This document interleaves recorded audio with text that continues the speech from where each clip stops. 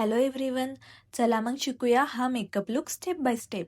सर्वात आधी मी लावले आहे बायोडर्माचे मॉइश्चरायझर. पिगमेंटेशन हाईड करून मी इथे फाउंडेशन अप्लाय केलं आहे. त्यानंतर मी चेहऱ्याला कन्सिलिंग करून घेतले आहे.